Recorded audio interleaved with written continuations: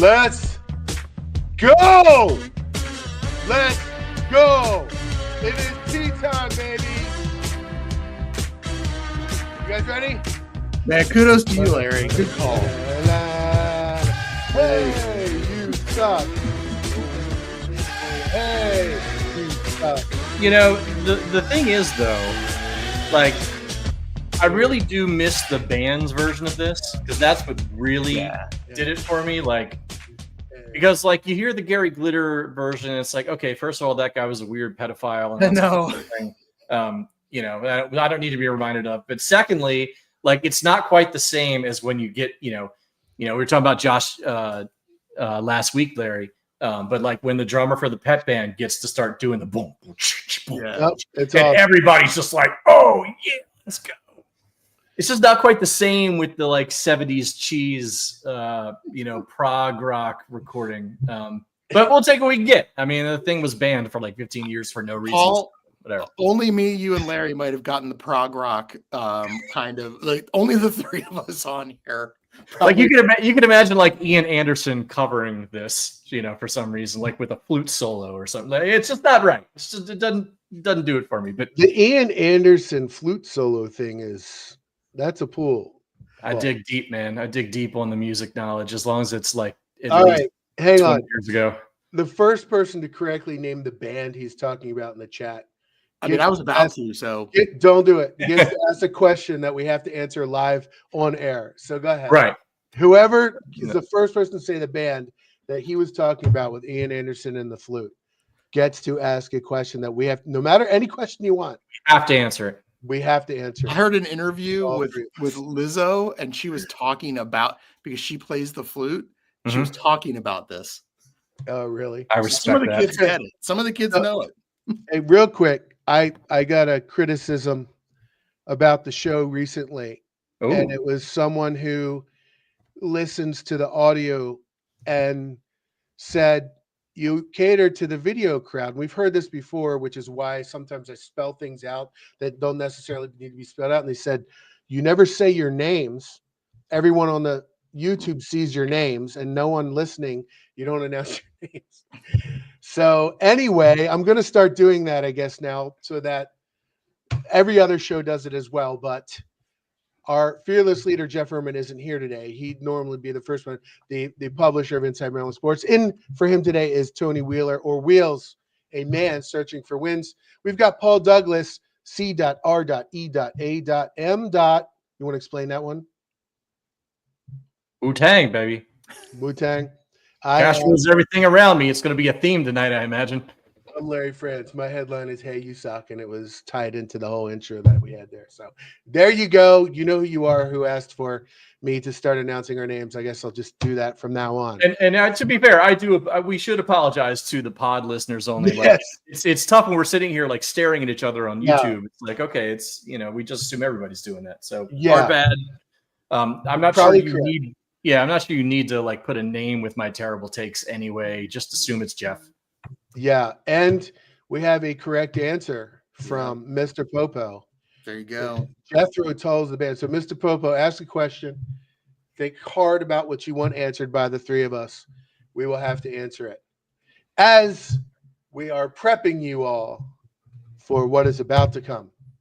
And what is about to come is the mighty Maryland Terrapins against some fake ass university based in Arizona. That's not the University of Phoenix. The Antelopes, baby. Yes, Antelopes. Fighting Lopes. With one of those Drew kids coaching them, They've got like a graduation rate for like their student populace that would make UNLV in the 90s proud. Like I think some 18% or something. It's good. I saw that thread. I think some of the statistics posted in there were probably exaggerated. They don't accept 99%. There's no way. That one. They have a huge online presence. Yeah. So it's like University of Phoenix if they had like a DeVry campus as well. Well, but it's also a Christian university. So there's a whether you want to make fun of the religious aspect, there's tons. I'm not making fun of it. But there is a place for schools like that for kids who can't get into higher schools and who can't afford it and all that. So I feel a little bad about crushing them on that stuff. You know what I'm saying? I want to crush them on the basketball court and make them cry. Well, hold on. school wise, I feel. Hold on, Larry. Hold on. But the University of Maryland is now a public Ivy, so we should be able to look down. Tell them. On the little. I don't. I've waited my whole life. Yeah, I don't do that. Remember when we went to Maryland and it was like I mean, it was everybody's safety school. Like I was so confident in getting into Maryland. I took my SAT like the morning after my senior prom in a tux. Or no, it was I guess a junior year. So it was a junior prom in a tux, and I was still quite inebriated at the time, and it didn't matter because I was getting into Maryland. That's where I wanted to go. But Paul, for a DeMatha grad, that's kind of on par. Yeah, well, that was fine. No, trust me, I was not the only one who was doing this. But you know, my sweet like 3.2, I think, nice. I got like a 1240 or 1280 or something. I don't know, but it was like, oh, cool, done. You know, it's Maryland. Anybody can get in there. And now my oldest kid's 16, so we're doing all this stuff with colleges and whatnot. Like, I'm not even sure he's going to apply to Maryland because it's kind of. Chris L says 40% acceptance rate, Maryland rate. I don't know if that's accurate or not. Yeah, that's right about right. Because I've been doing some research on this, and my buddies that actually works in admissions at Maryland. So, but I'm 3-4 years removed from that. But that's why I was surprised when I saw 99%. I don't remember anybody being 99%. I bet you it's more like 75. There are some universities out there, Larry, that have open access missions. So if you graduate from a high school in your state, just get in. Yeah. So maybe that, I guess. As long as you've got proper transcript. I felt kind of bad for him. Like we're just dumping all over these. Well, name the former NBA star who used to be their head coach. Oh, Dan Marley. There you go. Thunder Dan. Yeah. Wow. I win the episode. Former Phoenix Suns player. That's almost as good a pull as Jethro Tull. Almost. Yeah. Hey, Mr. Popo, we haven't gotten your question yet. By the way. Yeah, come on. We're gonna forget about it if you don't ask soon. Send us the question that you. Actually, he already kind of asked one before he answered. I'm not sure we want to touch that stove yet, but hey, I'm game whenever anybody else is. Said he's working on it. Well, if he doesn't ask one, we'll take his first one. But let's talk about the matchup. All right, we got to read up a little bit more on the Fighting Lopes. Maryland plays tomorrow. I think 4:30 Eastern on Friday. 4:35, something like that. Yeah, something like that out in the West. So, all right, fair enough. Now, the three things I've learned about Grand Canyon University is that they run a lot. They're really quick. Probably the fastest, I think, tied with Illinois in terms of fastest team if they play the Big Ten. They shoot lots of threes, but only at 31%, and they turn the ball over like it's on fire. So if I could make in a lab a team that Maryland would be a good matchup against, that's pretty much it. So that's pretty much my entire breakdown. I have no interest in that. Maryland's going to win, and if they don't, we might as well just burn the whole thing down to begin with. Yeah, so Maryland, last I saw, was a 11.5-point favorite, which I think equates to like an 87% probability to win. I agree with you, Paul. If there's a team that's going to want Maryland to get up and down, this is like playing Iowa, right? Let us play up and down, have an inside advantage. So if we're not hitting threes, they'll just pound them on the inside. Grand Canyon doesn't have a lot of size inside, and they want to push pace. What was interesting is their starting five almost also has 5 scorers in double figures. I think their fifth leading scorer is like 9. They're not very deep either. Yep. Right. So it's kind of an interesting, like you said, like, boy, if there's a team for Maryland to really go in and put up 90 points on, this is them. Yeah, and I will note though, Tony, Iowa was beating Maryland when they played at home at halftime by 4, I believe. I think he put up a 50 burger on Maryland. So this is not their half happened too, though. Obviously. I mean, Maryland remembered they could play defense, and then that was pretty much it. But no, it's the NCAA tournament. No game is a gimme. Okay, nope. We don't need to, act like, oh, we're just looking past Grand Canyon. Well, I can look past whoever I want. I'm not on the floor. I'm just a dude on the internet. I can do whatever I want. I can look ahead to the Final Four if I want to. Who's going to stop me? My wife picked Maryland to play in the national title game. Ooh. In her bracket. Now, what's important is how into college basketball is she though? I mean, 0. That's great. No, that's what I want. That's what I want. The more Yeah. if you're really into it, your picks are probably wrong. If you're just guessing, I'm actually way more interested in that pick. That's great. Yeah. And I was like, please don't do that on my behalf. And she was like, no. Paul, you filled out your bracket in the IMS Radio Bracket Challenge, which I did. will plug right now. I don't think, Tony, you did. I don't. I have stopped filling out brackets because no, but you have to do it for the sake of the show so that we can make fun of you. I mean, have your kid do it or have your wife do it. I don't care. All right, I'll import my wife's picks. See if I can get a link. That's to fine. It. I'll put it in the chat. And Close to 100 people. We have had some issues with the link, by the way. Just so I've had issues with the link too, and everybody keeps doing it. So I'm going to post this one. I think this one works a little better. Blame CBS. And if you're having trouble, you can also sign in or make an account on CBS Fantasy, and I think search for it. I don't think there's a password or anything. You just need to search for IMS Tournament Bracket. All that stuff should work. With picking the teams the way they have it set up is good, but their admin functionality is awful. Yeah, it's not really bad. Not great, but even though it's not great, we are a proud CBS sponsored podcast, so we love CBS and really appreciate all the work that they do. And if it's not great, it's probably user error, Larry. It's user error. It's my fault. But everyone join.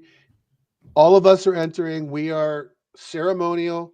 We do not count towards the standings. We're entering for fun. Everyone else who enters, first place will be 1 year premium subscription to Inside Maryland Sports. Second place will be 6 months. And the top 3 get to ask 5 questions that we'll answer on the air. We've done this in the past. It's been really fun. We've gotten good questions and all of that. The tyranny Gary Simpson. The tyranny of the brackets. Everyone stops watching for fun and they just root for their brackets. It's maddening. This guy here, I gotta hang on. From Gary Simpson, if Maryland wins this weekend, then it's a safe bet that Larry will be experiencing the day, in quotes, experiencing the day. And I love that for him. Roll Terps. Now, so here's the thing. When I was in college, when we used to go drink during the day, we drink and we walk outside and it's like this awesome experience. We used to call it experiencing the day. And we'd say, hey, let's go experience the day. And I told you guys that I've written a musical. It takes place in college. There are 2 songs in the show called Experiencing the Day. So I don't know who Gary Simpson is, though. It's somebody who's a lot about Lawrence France, apparently. Somebody I either went to college with or somehow knows something about the show that I wrote. I don't know what that is, but yes, I will be experiencing the day. I hope it's my alternate screen name, Larry. I'm just kidding. That's right. I'm not. I hope Gary Simpson is like a Broadway producer who's gonna take this big time. I hope so too. But also, besides that, we had some drinks at the Nova game, Larry. Oh, Gary. Yes, and I told you about experience. Yes, we were in Newark. That's who you are.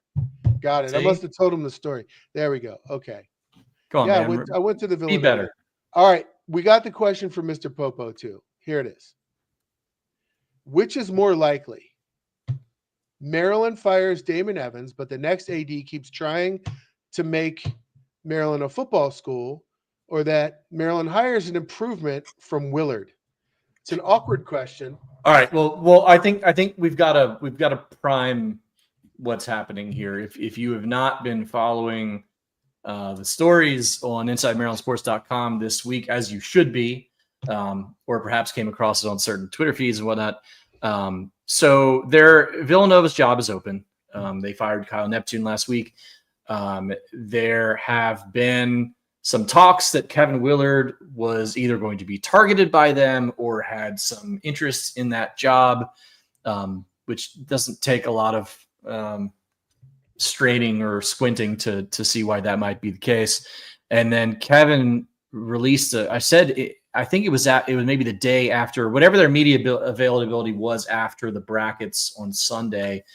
Kevin said something like, like he wouldn't totally deny it, but he said Damon and I are on the same page, and just kind of repeated that a number of times. Now that has been interpreted by some people as, Kevin has been asking for a contract extension, which given this season seems fairly reasonable and a thing that happens in this business. And the fact that he is trying to fight for potentially more resources to be put into basketball in terms of NIL and stuff like that. Now, we've had this discussion for quite some time about with the House settlement and schools coming into potentially as much as $20.5 million to spend on NIL for their student athletes going forward, how programs, Maryland specifically, would divvy that up between football, men's basketball, women's basketball, any other sports, stuff like that.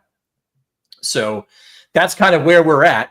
And I think that's kind of how this question comes off. Now, there is the implication, and you can basically judge for yourself if you want to go back and watch on YouTube or our podcast feed our interview with Damon Evans about a month ago, where we talked about probably half the interview was about NIL related stuff.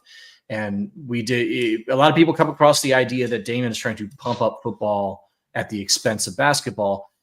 And I personally, I don't know that I would say that much, but I would say that if I was in charge, I think I would, because the expectations for Maryland basketball and the resources and the ability for Maryland to compete on a national level are there for basketball in a way they're just not for football. I would probably be more interested in pumping more of that NIL towards basketball, even though it's a smaller roster, and all the reasons, football brings in a lot of the money, all that stuff.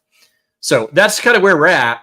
I think that's what this question is relating to. And I mean, the answer is, I don't know. I mean, Jeff's not here is the answer. Right. Obviously, Jeff's not here. If Jeff was here, he wouldn't tell you. I mean, there's no. Yeah. We talked to Jeff. We were lucky enough because we all talk about this stuff offline, so that we're all fully informed and know what's going on. There is no answer to it. We don't know what's going on. Nobody knows what's going on. I think there's a lot of confidence that Kevin is going to get an extension and get some extra money towards the program if that's what he wants, and that's fine. I mean, he's had a great year. This is what we want, right? Exactly what you want. Right. This is what you want. If you're a fan of Maryland basketball, Kevin's been excellent this year. He nailed the portal. He did all the things we've asked him to do other than succeed in the postseason. Now he's got a chance to do that starting on Friday. So that's great. That's what we want. If it turns out that his interest in Nova is real and that Nova's interest in him is real, and it's not some sort of agent, high five, fingers crossed behind their back, kind of thing, where they're just all talking this up to get him a better deal, well, so be it. That's what happens in this business. But I don't know what's going on. I don't think anybody knows what's going on. I certainly don't have any interest in considering this a distraction that's being made up, because at the same time, Kevin could have just said, I'm not going anywhere. But he didn't say that, right? So I don't know what to make of it. I certainly wish there was less uncertainty going into a tournament where Maryland is favored to, at the very least, get to the Sweet 16 and really have a chance to go on a run. I don't want to be talking about this stuff now, but that's what I was going to say. Once you're done, I'm ready. Yeah, go for it. Go for it. That's where we're at. So, yeah, I hope he stays. There's a faction of people, particularly on the message board, who hope otherwise. I don't think there's a lot of nuance on that side. A pretty small one, I would say. I mean, considering, if you asked everybody last year, it'd be a very different answer. Paul, it's contingent upon what happens in the next 4 days. Right. I agree with that. And I think my biggest concern is just this stuff happening now. Why is it happening now? I know the Nova job's open now, but the Nova job's going to be open next week. Now. It's going to be open next week too. No, because all the guys they're looking at are currently in the NCAA tournament. Right. So that's why it's happening now. And Maryland, unfortunately, has to deal with it. Yeah. No, they're doing. Villanova pushed it. Maryland has to deal with the repercussions of that because it became public. That's not Maryland's fault. I'm not saying it's Maryland's fault. I'm saying it's Kevin Willard's fault. Yes, the response maybe could have been better, but the fact that it's happening now is not Maryland's fault. Yeah, no, I agree with that. And I don't expect Maryland to be able to magically come up with some sort of contract extension in a period of like 2 days because, of all that's going on. But it's just the timing is really bad. And I do kind of wish, even if he was lying to us, I kind of wish Kevin would just could have come out and said on Monday or Tuesday or whatever it was, just, hey, yeah, this ain't happening. So this doesn't matter. We're going to the tournament. We're going to go win the thing. I some of you guys know I went to Oklahoma for grad school, so I got a deep immersion into OU football. And I remember reading a quote one time that why am I blanking on Barry's last name? Switzer. Barry Switzer gave an interview after he'd retired, long after he'd even retired from the Cowboys. So what's the hardest part about being the head coach at OU for football? And he said, because you have to feed the beast, right? Nothing matters at a school that identifies with a sport, specific sports, football, basketball, whatever. Once you win, it's all about feeding the beast, right? And all the Maryland fans now who are saying, we got to keep Kevin Willard at all costs. I went and looked up his contract, right? I'd forgotten he signed through 2029. So he signed a 7-year deal in 2022. 3.5 million or so a year, right? Like top 20-ish salary wise kind of coach. I didn't mind some of his comments, or at least the comments or at least the things Jeff has been reporting, about wanting to make sure that the resource support is there for basketball, right? Like to make Maryland less of maybe a potential football kind of school and maintain its basketball kind of roots. But we all know if the Terps go out and lay an egg tomorrow, Friday, knock on wood, or get bumped off in the round of 32 by the winner of the Colorado State Memphis game, people are going to be like, go ahead and take him, Villanova, right? Like that's just the nature of having to feed the beast, right? But the fact that Jay Wright wants him and covets him, I'm sorry, Jay Wright's opinion matters more than the tiny fraction of fans on the message board. Can I remind you something? Can I remind you, who did Jay Wright want to have the Villanova job before? Who did he want to replace him? Kyle Neptune. Yeah, but Jay Wright's opinion is more important than the people on the message board. I don't know. He wanted Kyle Neptune to take over for him. He pushed for it. He did all of those things to get. Yes, it's his assistant. So you're saying he doesn't have a good. His opinion is diminished. Look, in this day and age, Larry. In this day and age, I would rather be a coach, even a basketball coach in a football conference. I think your resource upside, look at what's going on in SEC with their basketball programs, right? I think there's always going to be more upside for a power conference revenue sport, football, basketball. I think those jobs are always going to be more valuable and easier to win in. And look, the Big East has a great thing going for basketball. They've done things really, really smartly with basketball.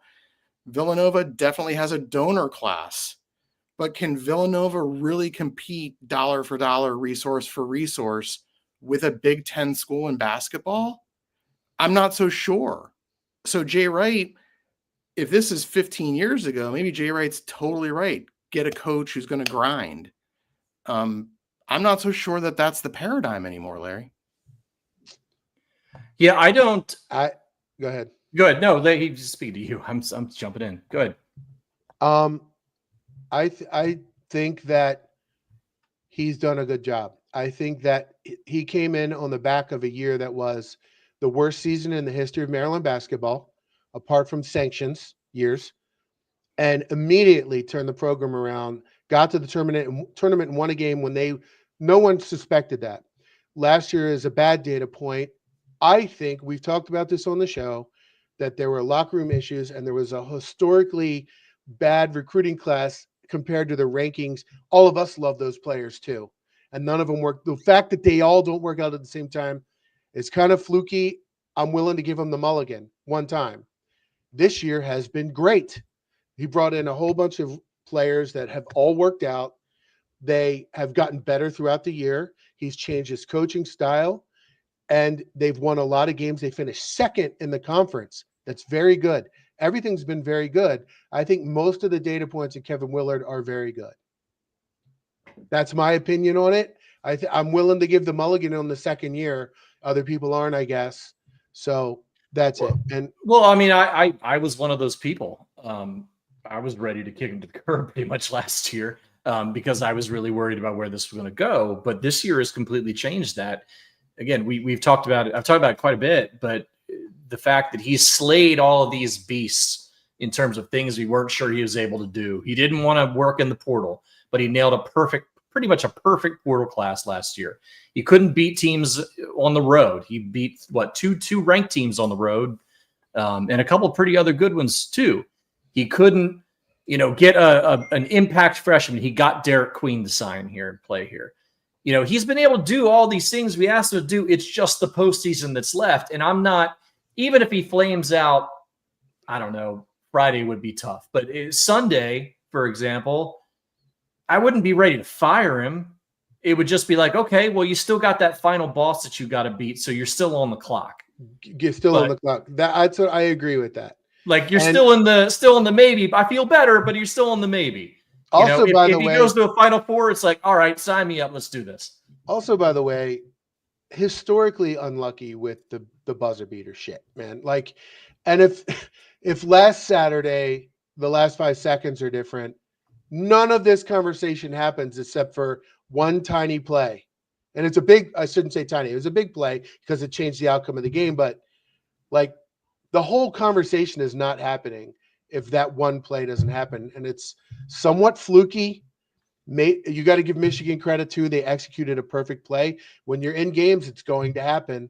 And unfortunately, it's happened it's crazy, right? It's almost mathematically it's the reverse. It's like the reverse Trimble thing, right? I mean, it's really absurd. But I mean, I don't think anybody watches this season anybody who has watched this season and experienced and lived this season who thinks Kevin Willard can't get it done here, I think is just never going to believe. They're just never going to believe he can do it.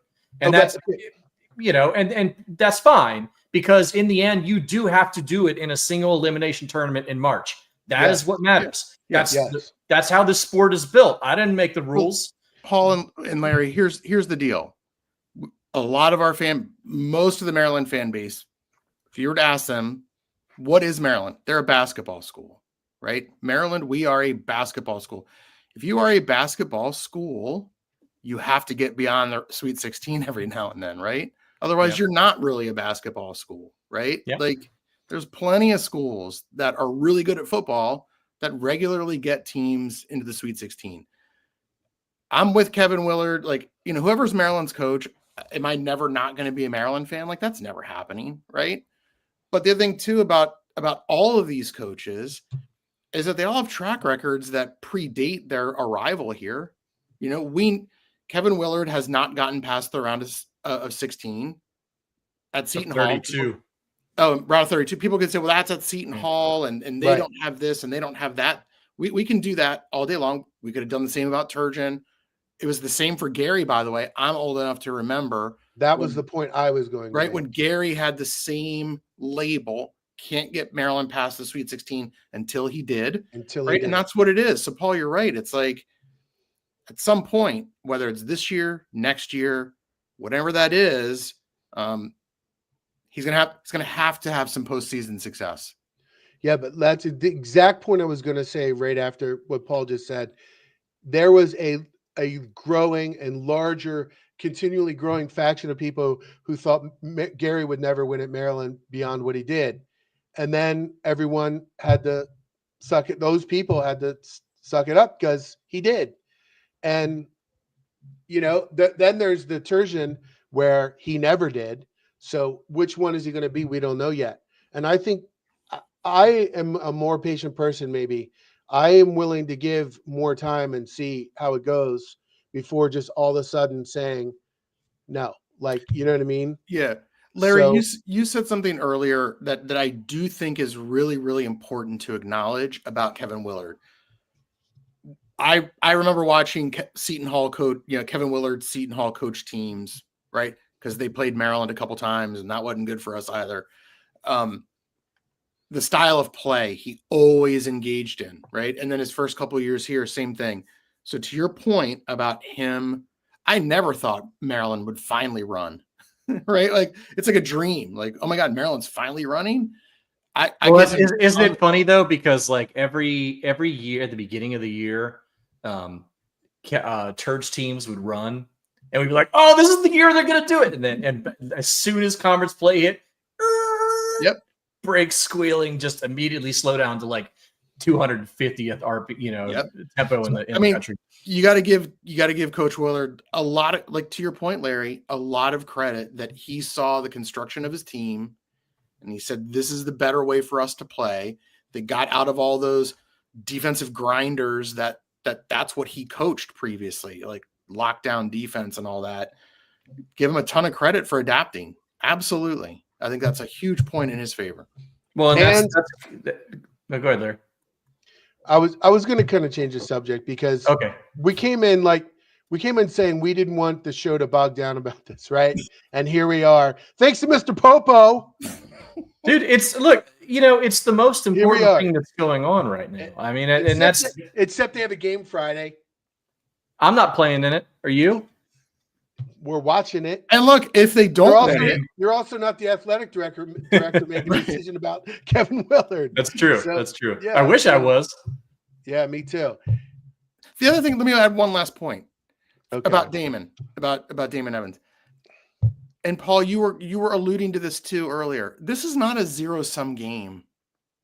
It gets couched that way as though you're either going to invest in football, and what's the point? Maryland's ceiling in football is always going to be much lower than basketball, and it does get couched as a zero-sum game. Now, in terms of the $20.5 million in the House settlement, yes, that is a cap. That's essentially, department-wide cap.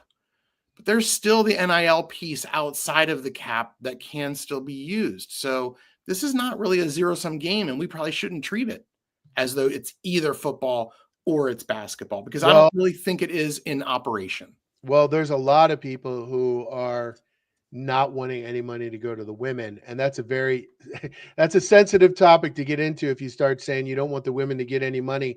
But there are a lot of people, because Paul, like for your example, you want the basketball team to get more money. Well, if you don't give it any to the women, then the basketball team all of a sudden gets $6 million. Well, let's just remember on our last show, Sunday night, I actually think the women should get some money. I know you said that. I'm saying on the discussion that's happening on the message board, there's a lot of people arguing for that. No, I get that. I'm not saying I am. It's a tough one for me because the two sports that I really care about are football and men's basketball. And I want them to be as good as possible. But I also have been a proponent of non-revenue sports forever, and I want them to be good too. So it's a tough thing, right? You want to. Yeah, I mean, right. I mean, I have to commit to the bit that I hate all the non-rev sports, but I don't. Yeah. I want Maryland to do well in everything. Okay, there are certain sports I just don't particularly care much about personally. But like the idea of not giving a top 15 women's basketball program any money is ludicrous. You can't do that. Okay. I'm not saying give them a lot, give them Tennessee money or Notre Dame money or South Carolina money or whatever they're doing, or UConn money, like that, not that, but like something that can do it. Right. You can. I don't think we should, but like something that can be competitive. That's fine. My issue is like, if you're talking about that 20.5, right? Okay. Think about like, if you laid out, let's just throw numbers out there, okay? Say you laid out $4 million for men's basketball, $2 million for women's and other sports, and then 14 for men's football, which are the numbers, right? That's generally like I think what's understood. It's going to happen. I wasn't going to give that away. I don't know if that's fireball. He said it on the show. Yeah, okay, good. Fair enough. He said it on the show. Yeah, I can't remember what's real and what's not real, but assuming that's the breakdown, if you say move $1 million from football to basketball, to men's basketball, the value of that $1 million to men's basketball, I feel, is exponentially higher than that $1 million to men's football, because that $1 million for men's football is paying for kids at the end of the roster who might not even end up playing a whole ton anyway. Whereas that could buy you a bench. That could buy you a functional bench in a men's basketball team, $1 million. So I think, yes, I agree it's not zero sum, but it's kinda. Or, and I think you're just trying to figure out what's the value, right? Well, What's you the can value? take it from the women, Paul, and give it to the men. But the and there house you the go. house Yeah, I'm settlement not even saying that. the house settlement is a cap, right? But that's the cap on what the university itself Right. will share. Yeah. There is still the outside NIL money. But here's the There issue, is Tony. still a one supposedly- Maryland NIL. Supposedly going to be enforced. Right. Here's the thing, and we talked about this with Damon a lot because I didn't believe if the NCAA was in charge of enforcing any of this stuff, it wouldn't matter. But Damon informed us that the conferences are going to be the ones that are enforcing, and you cannot have gifts over $600 without some sort of, going through the clearinghouse. So it's going to have to be legit, or at least mostly legit. And I don't know where Maryland finds stuff like that. They don't do that. They didn't do a great job with it the last couple of years. So I don't know what money is going to be out there that's going to be legit enough, other than just like, Maryland doesn't have a million guys who own car dealerships who are willing to throw, a couple $1,000s at each of our players. It's just not that type of fan base. Whereas if you get, Under Armour to throw, $100,000 at each player on the team and have to justify that work somehow, or advertising, or however they do it, it might be a little tougher pull. So I guess what I'm saying is I'm not sure how this is going to work with the outside money until we actually see what the clearinghouse determines is fair market value and what's not. Look, that's all going to get struck down by the courts, but I know we're in hypotheticals. Exactly. And then that's a whole other thing that could happen. And then so much of this is Wild West. And I just, it would be a bad time for change, I think, is kind of where I fall on this whole thing.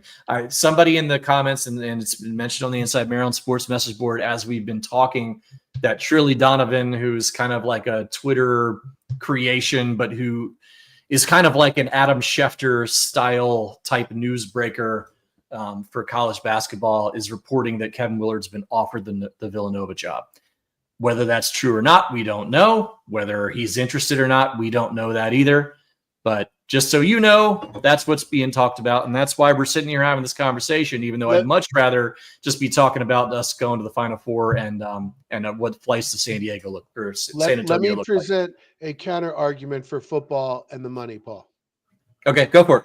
Zion Ely, Emmanuel Iheanacho, top 25 recruiting class for the first time in forever.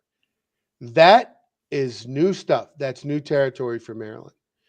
And that's happening because of all this money and the NIL and the house settlement. That's why it's happening. So, yeah, football hasn't been good, but if all of a sudden they're on an even playing ground as everybody else, and now Maryland's getting, I don't know, top 15 classes because of the area that Maryland is in, the recruiting territory, and Locks is a good recruiter, and he can get guys to come to Maryland for a little less than they might have gone to other places. That could happen. Okay. I agree. First of all, I agree. I think the house settlement is a big step up for Maryland football, because not all the schools are going to be able to put enough money together to pay out that entire 20.5 to begin with. If you're not in the Big Ten or the SEC, you're going to be struggling to hit that mark unless you're a UNC or a Duke or whoever, right? So how I would counter that, Larry, is that $1 million at the end of 13 million is not the one that's keeping Ely and Iheanacho here. I think that's like the second or third $1 million, not the one that's paying for kickers and punters and third string safeties. It's part of it when other schools are giving their full allotment and Maryland is you end up with two mediocre products when you're splitting it. And I know you're arguing to make the basketball one really good and the football one lower. I don't know. I think basketball should be top end and football should be mediocre. And I feel like you can hit that number with what you're doing here, because that's the expectations. We have mediocre expectations for Maryland football because that's what Maryland football does. But it could, and we have national expectations. I mean, look, 2 football recruits are not going to change the football season. That's not how it works in football. You got 85 guys on that roster. Okay. Ely's great. Ely might be here a year, 2 years? You don't know that, and he might not even play. As Ian are the Nacho, best- are you expecting a freshman offensive lineman to come in and be like all conference? That's not happening. I'm expecting that the same thing happens in basketball. First of all, that players come 1 year and leave, just like Derek Queen is going to do. But Derek Queen was a freshman of the year and all. Yeah, but so could Zion Ely be one of the freshmen of the country, right? In football, you have to stay for 3 years. You can't because the NFL's rules. Don't have to stay at Maryland for 3 years. But if you have a top 25 class and you keep stacking them, then all of a sudden you're a top 25 program, and maybe even higher than top 25 if you're getting. Maryland's had gotten top 25 recruiting classes between 25 and 40 over the past 5 years. I think since Locks has been here. And the last 2 years before this, they were in the low 30 rankings. Okay, so exactly the 2 years they were right where they should have been, and 3 years where they were well below. So like, the years before that, I'll put a fine point on this because I know Larry. I know you had a run of show. I'm not sure thought we were gonna spend 41 minutes on this. No, this is good. I can talk about this money stuff all day. It's no longer Willard, so I'm good. But here's the thing. Here's the thing for basketball. Right now, there's an opportunity right now to prove that Maryland is a basketball school and deserves that extra million that you're talking about, Paul. Mm-hmm. It's right in front of them. And if that's who Maryland basketball is, and that's who Maryland basketball wants to be, and Kevin Willard wants to stay, right? Then go out and get to the Sweet 16, take Florida down to the wire, maybe even beat Florida, right? Like, it's in front of them, and they can do it now, and it won't be a debate after that.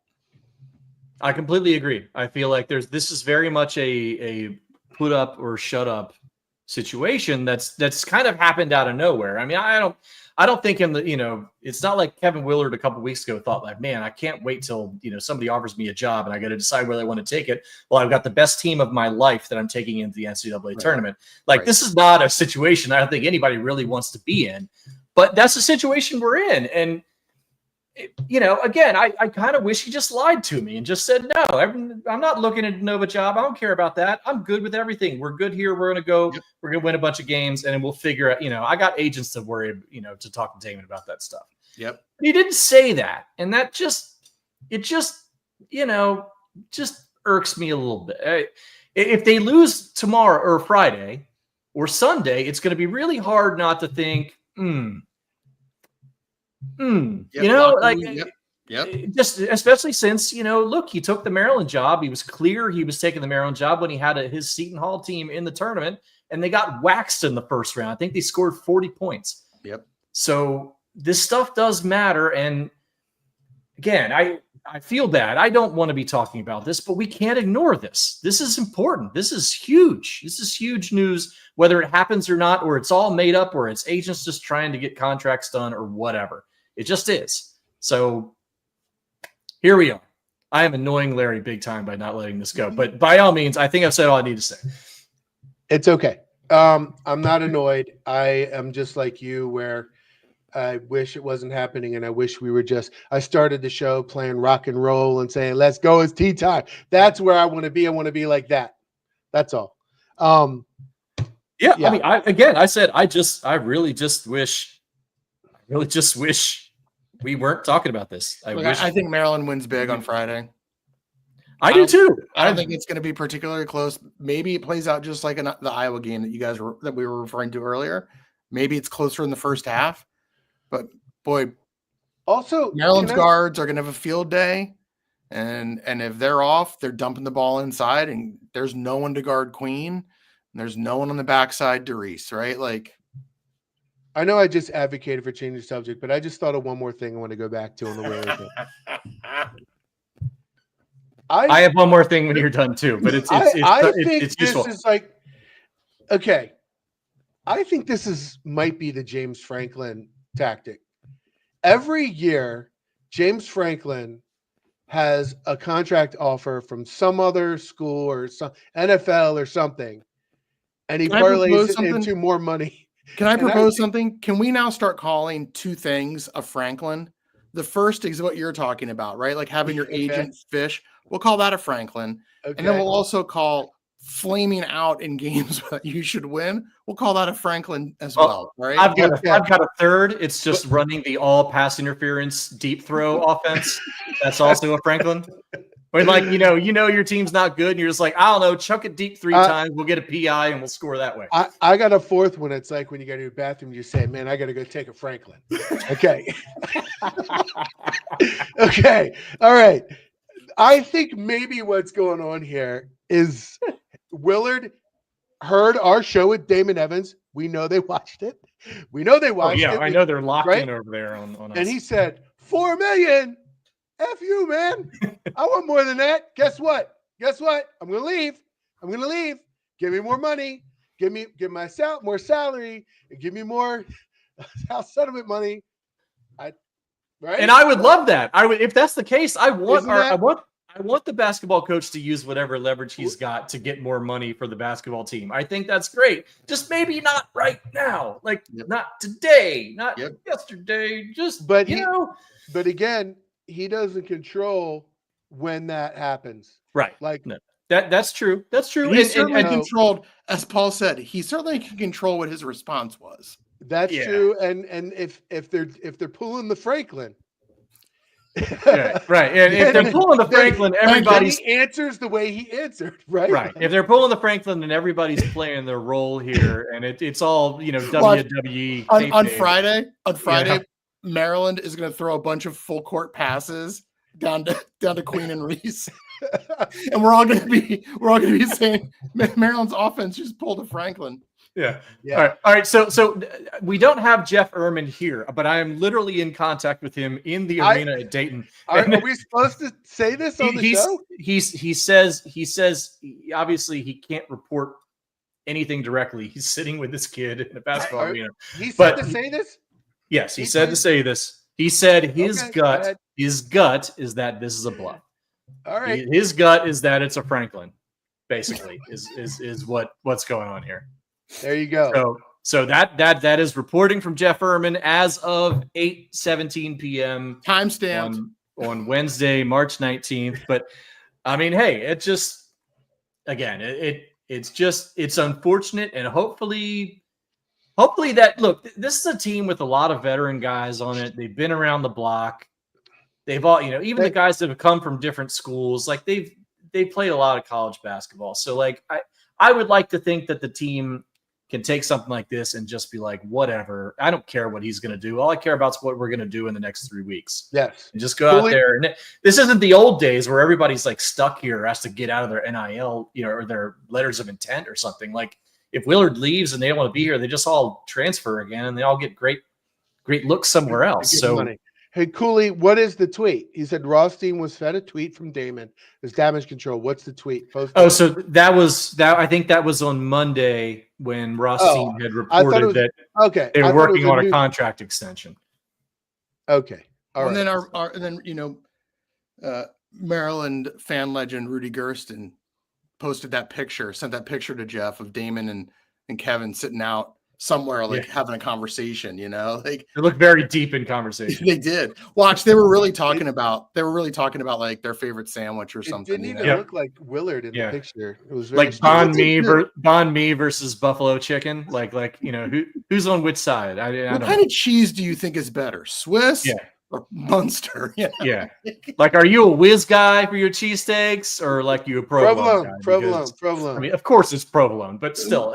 It is definitely provolone. People have terrible opinions all the time, but yeah, I don't know. Well, so that's where we're at. That's 50 minutes of our program talking about something that might not even matter.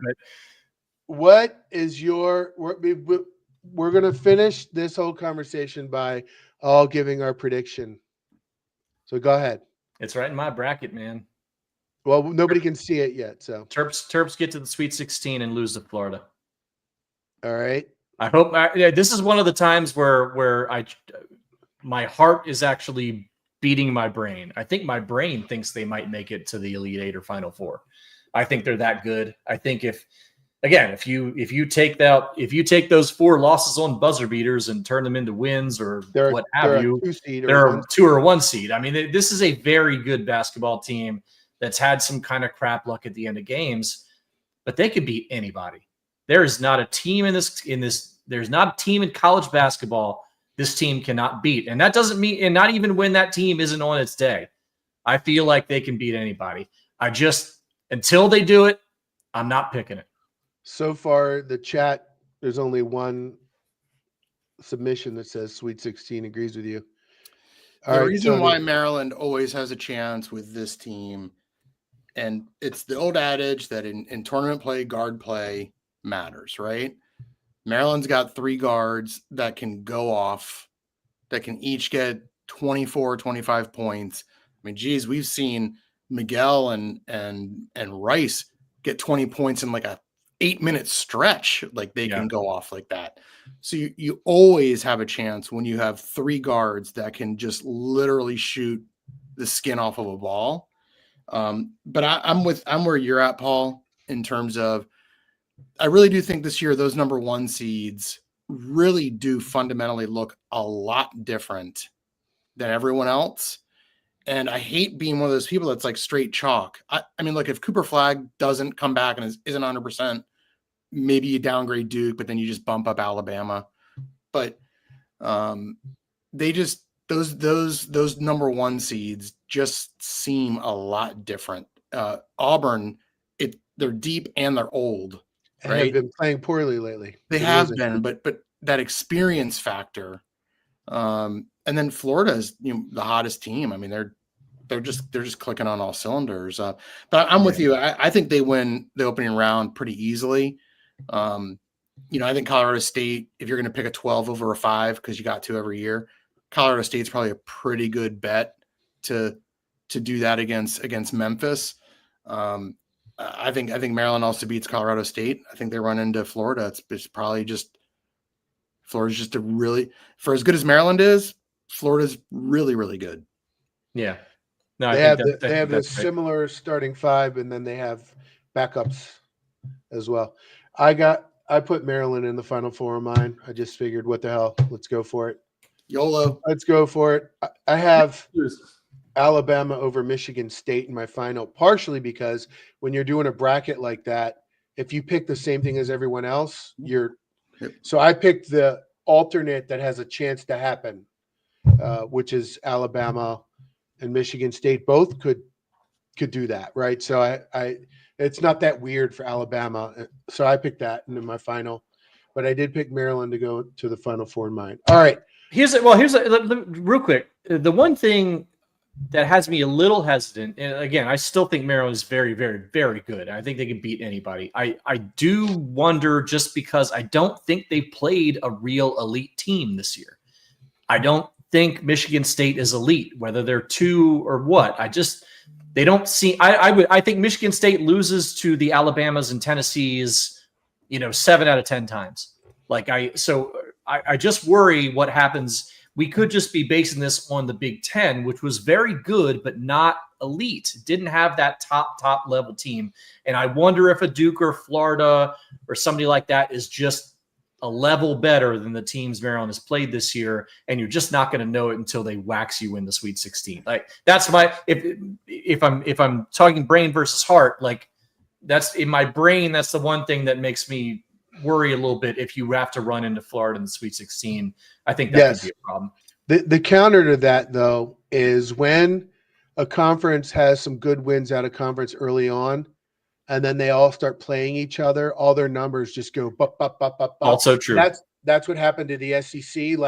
Maybe they're not that good. They had good wins early on, but there's variance involved with that, and there's a lot of eye tests going on. You just right. Watch a game and you're like, okay, these 2 teams look physical and skilled and just really, really well coached. But you don't know. You don't know. Yeah. Yes, that could be the case too. All right. We have talked some football and basketball. Wheels, do you have anything non-revs? I was down in Charlottesville 2 times. I'm 2-0 in Charlottesville this season. We were nice. 3 of us were down there with Jeff for football and got to see a win. Was down in Charlottesville again this past weekend. Maryland doubled up UVA and lacrosse. Great win for Tills in the program. They start Big Ten play this weekend.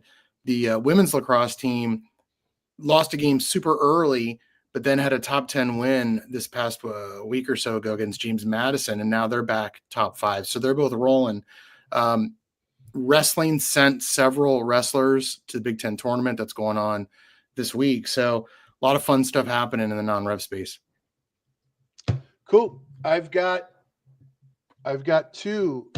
I prepared two things because I wasn't sure how the show was going to go and if we were going to have a lot of people and all of that. So I have an over-under and a fill in the blank for you guys. So we'll start with the over-under. I'm going to read a statement about Maryland sports with a number attached. You're going to say over-under and expound upon it. We'll start with Paul. Maryland's chance to get to the Final Four, over-under 10%. I think over, actually. I would put it somewhere in the 15 to 20% range. I mean, Florida obviously is incredibly good, and Maryland's track record is way behind it. But I think the team is really good. But Florida could lose to UConn. I mean, UConn in the second round. That's no fun. I mean, they're like they don't play any defense, but boy, can they score. So you never know what's going to happen, man. Once he gets knocked off all the time, it could happen. A bracket could open up for Maryland, and they can make it, I think, a little higher than 10%. So over. Tony, percent chance that Derek Queen stays at Maryland for one more year, over under 0.5%. I'm going Blutarski on this. I mean, we're in 0.0, so I'm taking the under. Can I tell you why I think it might be over? Oh, but please. Okay. I said this before, like months ago, about Derek when we were talking about him. When he was in high school, he went away for 3 years, realized he would rather be at home. He came back home, could have left early. He could have reclassed and left early and started making money at Maryland and didn't do it because he wanted to stay home and he was more comfortable playing an extra year. That kind of history suggests that there's a chance he does the same exact thing again now. And there is a trend starting. You've seen it in football a lot. I'm thinking about Michigan and Ohio State the last 2 years. Each of them had multiple players who could have gone to the NFL, came back because they wanted to win a championship. They wanted to stay in college. Blake Corum comes to mind. And they got a lot of money. And to quote Gary Williams, not like they're poor, right? So because of that, I think it's a non-0% chance. I'm not. But I love you set the over under at 0.5, and you're like, I'm taking the over at 1. Yeah, it is. That's what I'm saying. I think there's a 1. I think there's a 1 because of his history. So, all right, Paul, percent chance the football team goes to a bowl next year, over under 33%. I hit the number. I made him. You absolutely hit the number. That's what I would have said. I don't know, man. If you were a frequent listener of this podcast, you were well aware of my pretty deathly fear about the quality of next year's football roster. Man, I'm going to go under, Larry. I don't see it. I don't see it. I want to see it, but I don't see it.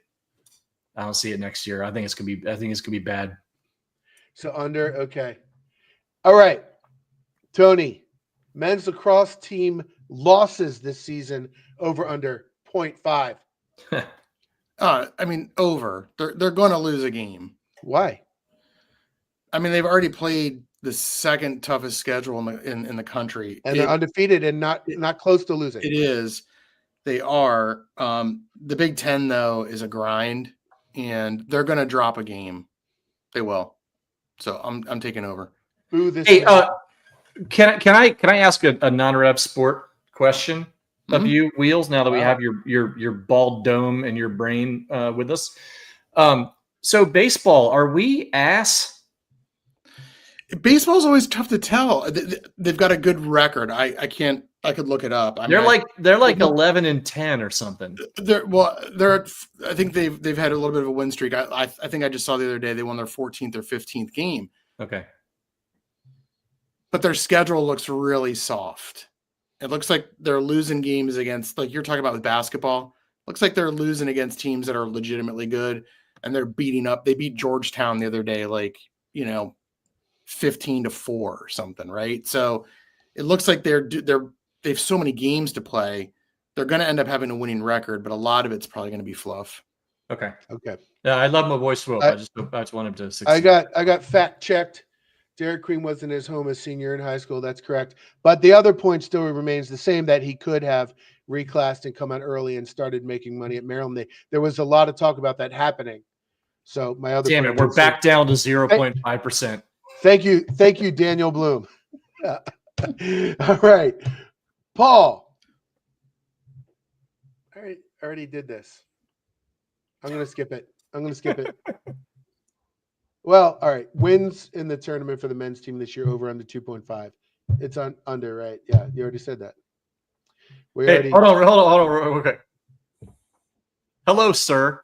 If you haven't been paying attention or listening to the podcast, I suggest that you go back to the beginning and listen to the first 50 minutes of this thing where that's all we talked about. For the people on the audio. Yes, yeah, please. Paul pulled up a chat message that says, from P Doogs, can you guys talk about how Kevin Willard is apparently the favorite in all capital letters to land the Nova job? Was tweeted a few minutes ago. So yes, we already talked about that. All yes, right. Now we can start again. Hey, do you guys have another 50 minutes? Yeah, hold on. I'm just getting warmed up. I could pour a drink and we can just, we can do this thing all over, right? Tony, wins in the tournament for the women's team this year, over under 2.5. Over. Okay. They'll win the 2 at home and then they'll win against the 1 seed.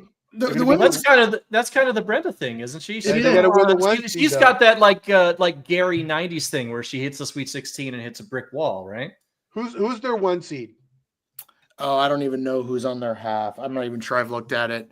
It can't be UCLA or USC. It's probably South Carolina. Oh, it is South Carolina. I might want to change mine to under. Yeah. So, all right, under. Okay, Paul. Number of drinks you'll have Friday night, over under 6? Only if things go terribly. I mean, I hope 0. I mean, because it's not like I'm going to be celebrating a win over the Fighting Lopes of Grand Canyon University. So, Paul, I have a new mission in life, Paul. I'm going to go to the campus of Grand Canyon University, and I'm going to get you a shirt, and I'm going to get Dude, stop. I respect that. You guys, stop shitting all over these poor kids, man. I feel bad for them. Like, come on, man. Look, he's trying to buy me a shirt to support the school. I feel like to make fun of them. To make fun of them. No, to make fun of them. We would never do such a thing. I feel bad about it. Anyway, whatever. All right. I like how Larry's just such a good dude. He just feels bad anytime we mess with somebody he doesn't know. I feel bad about it. He's shitting all over these kids who are just trying to have a better life, man. We're gonna get text messages. We're gonna get text messages. We're gonna get messages from Larry during the game. Be like, these guys. Larry in the text is gonna be. I hate these guys. I want to kill them in basketball. But that doesn't mean I want them to have bad lives, Come on. Who's saying that, dude? You're shitting all over their school and their graduation rate. Well, I mean, graduate more than 15% of your students. It's just a scam. I feel bad for them. All right, okay. Here we go. Graduate some kids, man. The number of times you'll drop an F-bomb on Friday night. Oh, I mean, look, I drop F-bombs in the course of regular. Oh, it's over under 1, I said, so it's over. Yeah. Oh, I mean, Larry, I'm surprised I haven't already hit the over on that so far in our last hour. We know that we're not supposed to say it on the show. I know, so I'm on good behavior, but yeah, it's a family show or something. Now there's going to be a rebound effect. This whole hour of me not saying that, I'm going to get right off and I'm going to start dropping F-bombs right away. Yeah, I've got a per capita personally, so now it's going to be over. Now it's going to be when I go upstairs and see my kids. It's like, you bastards. All right. Now we're going to do fill in the blank, and this is going to be fun. All right. Paul, if you could be any animal, you would be? What the hell kind of question is that? That's the best question ever. Come on, Paul. Yeah, come on, Paul. I know my answer. I didn't even get the damn question. I don't know. I don't think about this crap. What does this mean? Yes. Answer the question, Tony. Answer the question. Mr. Popo said turtle, but go ahead. Sea otter. A sea otter. What? A spirit animal. I'd be a capuchin monkey. I love capuchin monkeys. All right, Tony. What are you even talking about? What is that? Tony, the monkey. Is that the shit monkey? It like throws the poo at people, or the one that, on Friends? How he had the monkey? Did you just bring up a Friends reference? Of course I did. You're old enough to remember that. yeah. Come on, man. You watch that shit. Paul, you Your claim Poochie that you're monkey Gen is X cool, man. sometimes. These are moments that you prove you're not Gen X. Look, I'm 40. I just turned 45. I'm literally in that stupid area in between millennials and Gen X, and nobody wants you. You know, like Stupid being the operative word there. All right, here we go, Tony. Tony, your favorite number between 3 and 4 is? My favorite number between 3 and 4? Yes. 3.12. Okay. All right. You could have said pi. You could have said, square root of 10. There's all kinds of good answers. Oh. All right. This didn't work out very well. All right, Paul, if you could pick the age you died, you would live to age. Okay, now I've actually put some thought into this before. All right. This one I can do. This one I've considered because the Douglas tickers aren't great. Hold on a minute. We got a whole lot of things going on. Yeah. I mean, Paul, the fact that you're like animal. Who the hell thinks about an animal? Have you thought about what age you are? Well, on this one. Look, man, you start thinking about your mortality when you reach my age, dude. Right. And like, hey, look, my dad is the leader in the clubhouse with families with functional hearts, and he's 67, right? So I put some thought into this before. I like 85. 85 feels like a solid number. Like you're old, but you're not so old that like your kids have to change your diaper and all that stuff, barring some other sadness. So like I like 85. Give me 40 more spins around the sun. I'm pretty happy. Paul, man, I almost just pissed my pants. That was so funny, man. Thank you. Well, talk about changing diapers, Tony. Settle down over there. 4 national titles for the Terps in the rest of your lifetime. Okay, Tony. Maybe in women's lacrosse team. Yeah, I was just saying. All right, Tony, if you could have any superpower, it would be any superpower. I wouldn't mind being able to fly. That'd be kind of fun. That's a pretty cool one. Yeah, awesome. I'd be into that. Invisibility. You get places faster. I almost went with invisibility, but I think flying would be a lot cooler. Invisibility could get into like weird stalkery vibes. Like, you don't want to be doing that. But flying, like that means traffic no longer matters to you. Like, I could think of some fun. And like you get to change your perspective, right? Just go up. Like, yeah, you don't have to like just look at Google Maps anymore. You can just go straight up and see what's happening. All right. Paul, the horror movie that gave you nightmares as a kid was? Oh man, the I forget which one it was, but it was one of the earlier Freddy Krueger ones. And Nightmare on Elm Street, that got me too.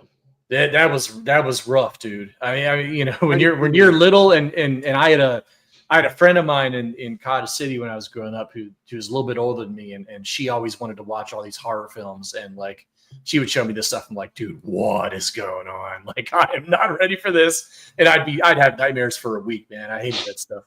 Yeah. And I'm never like a huge horror guy, and I don't like the jump scare stuff. That doesn't really do anything for me. I like a good mystery, a good, tension, that kind of thing. But the jump scare thing, I'm not into it. Yeah. Yeah. All right, Tony, last one. The meaning of life is? Love. Nice. Oh, for fuck's sake, we can't end the show on that. Live, laugh, love, guys. See you next week. Just kill me now. So 85 just turned into 45. Thanks, Tony. Nice to see you. Thanks for coming by. Larry or Paul, when you hit 50, then you'll realize how right I am. I don't know. You're already pissing your pants at 50 then, so I got to worry about this in 5 years. I was not planning on that. So, all right. So this show has gone about as far off off the wheels as humanly possible. Which actually, in a way, it'll be fun because I know Jeff's going to go back home and listen tonight, and he's going to be like, yes. "What? No, Jeff." And that's why I was like, "I'm going to have some fun with the end of the show." Yeah. Oh yeah. You don't have curmudgeon Jeff being like, staring at his watch, like, "Come on, Larry, get on." I got to go right. I got people texting me. All right. Of course, the one time we could use people texting Jeff, he's not here. But well, he was texting us. He texted us, to be fair. So we do have official. We have Jeff's official reporting on it at the moment. But I would if you need a reason to subscribe to InsideMarylandSports.com other than the NCAA tournament, I think this would be a good one to get you on board. So, and I think Jeff's even running a promo. So I'd go ahead and sign up and click the like and subscribe button for our little corner of the internet if you don't mind, or leave like a nice review on Apple Podcasts or any things that do that, because that does really help us out. And yeah, maybe we'll do a podcast with just the three of us every once in a while, just to make fun of Jeff and talk about things like peeing our pants and aging and whatever else comes up. And the meaning of life. I always said that having an adjunct show that was just off topic would be great. So yeah, I'm there. I like that. But I see now where Jeff said we could say that stuff. I only saw the first part we was telling. Oh, I didn't care whether he said we could say it or not. I was going to say it anyway. So I see that now. All right. Hey, we got a good answer from Terp on the meaning of life. Meaning of life is earning the respect of message board posters. Yes. No, it's not. Know what's funny? I mean, if you want to talk about like America in 2025, that's pretty much it. Just replace message board posters with social media, and that's kind of 100%. That's kind of it. Like, yeah. Whether you feel like that's good or bad, it's bad. It's bad, and that's why I largely recuse myself from social media. I can't stand it. I wish I could. I wish I could. I can't. You could. No, I'm a drug addict, man. I can't stop. You need the endorphin hits, huh? You got to get that dopamine hit, dude. Got to get it from somewhere. And certainly not get it from Maryland sports most of the time. Yeah. I got a great this year was nice. I got a great Maryland sport for you to watch if you want that, Paul. I checked the lacrosse thread. It's nice. I want them to win. I want them to win every natty. I got a couple of buddies of mine are UVA lax guys, a couple of people who are Princeton and Syracuse, some of the big programs. So like when I can shove that back on their faces, that makes me very happy. I don't have to actually like be an active fan. I can just take that and then just shove it in their faces, and then they don't know any better, right? Paul, always talking about shoving stuff in people's faces. It's always Larry. Paul. Always Paul. Is that what I do? Is that what I do? To impregnate 17, 18-year-old kids. Yes, very apparently. Yeah. I thought this was a family show.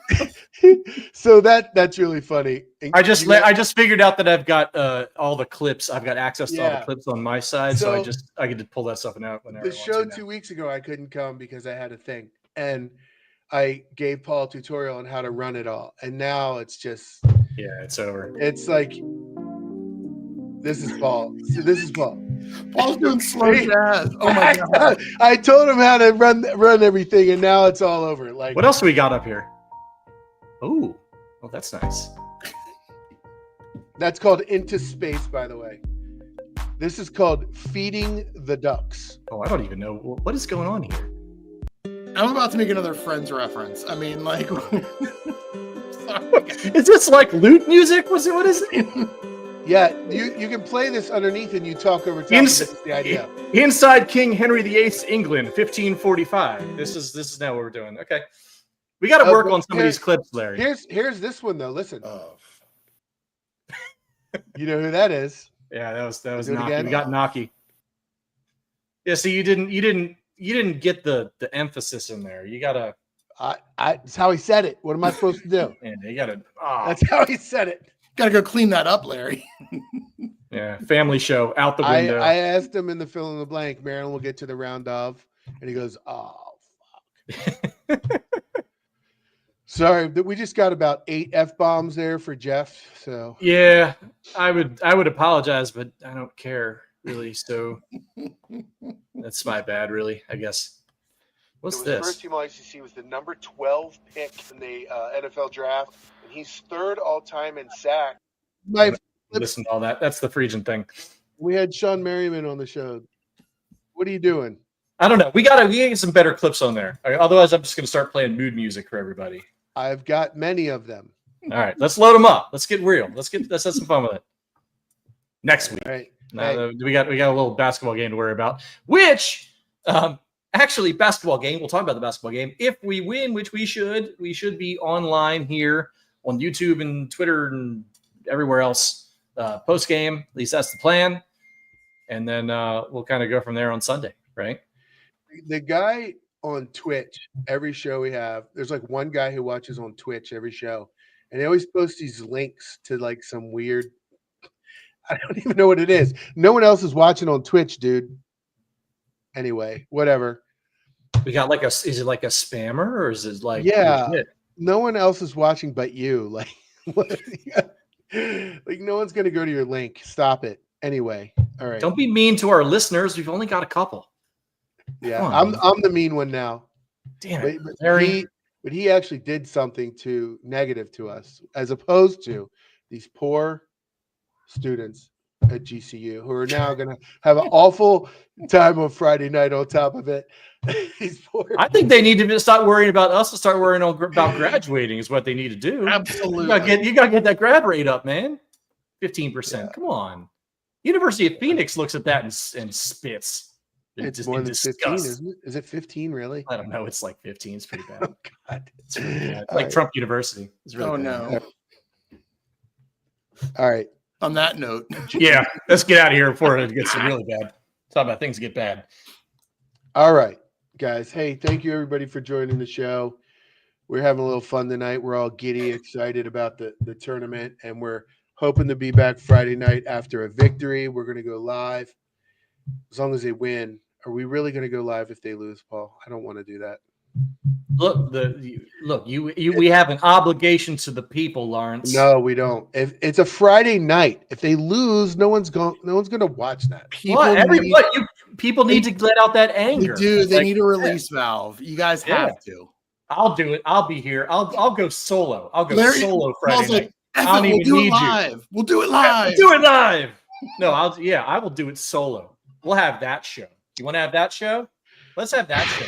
Maryland loses and I go solo.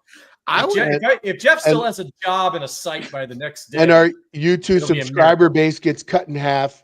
Oh, I don't know. CBS tells Jeff we have to cancel the show. You will be entertained. I guarantee. You might not like it, but you will be entertained. Everybody be entertained one time, and then CBS cancels the show. Yeah, well, that would be must watch, must listen appointment. Let's hope we're all I would pay for that. Happy after a Maryland victory. That's right. No, I would much rather just be talking about the actual basketball team and them doing all the good stuff they've done this year. But that's not the play. That's why we laid it on the plate today. Illabo, good job. He got it. Respect. I love that. Like somebody who just showed up like an hour and a half after we started and goes right into the Jethro Tull. An hour ago, Jethro Tull is correct, Illabo. But yes, that wasn't. You must be an hour behind or something. Absolute respect. It's live. I don't know how he's doing that, but okay. All right. Okay, now my kid is calling me. I got to answer this. All right. Hey, guys, thank you so much. If you have not subscribed, please do that for us. Hit like, all those things. We hope to see you Friday night after a Terps victory. Let's go, Terps. This is IMS Radio.